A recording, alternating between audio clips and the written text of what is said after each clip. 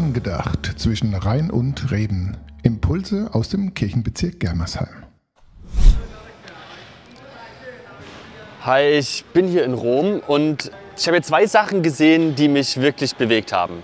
Das erste ist der Petersdom, diese riesige Kirche. Man kann sie im Stadtbild kaum übersehen. Von überall her sieht man seine Kuppel.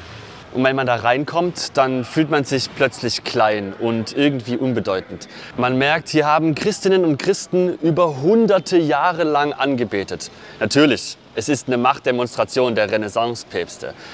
Und trotzdem merkt man, hier ist was Besonderes. Gott ist groß und mächtig.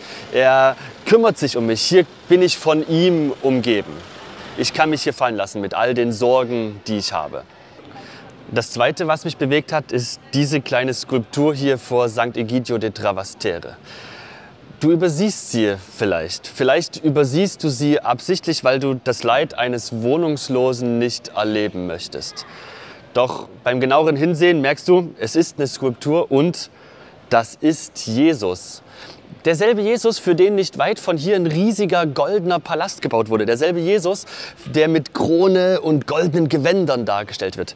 Jesus liegt hier und eigentlich will ich ihn übersehen, das Leid nicht an mich heranlassen. Und doch fühle ich mich aufgefordert, mich dazuzusetzen, zu überlegen, wo gibt es Leid in meinem Alltag, das ich mit Absicht übersehe oder das ich nicht an mich heranlasse? Wo kann ich Leid teilen und dadurch lindern? Du merkst vielleicht den Unterschied.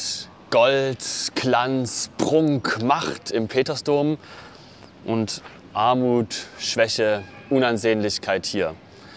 Und doch ist es derselbe Jesus, oder? Derselbe Jesus, der mich umfängt, mir Mut gibt, mir sagt, ich bin da mit dieser ganzen Macht, die mir gegeben ist, für dich. Und der Jesus, der hier liegt, der mich auffordert, sei da in deinem Alltag, hab offene Augen und helf den Leuten, die es brauchen. Angedacht zwischen Rhein und Reben. Impulse aus dem Kirchenbezirk Germersheim.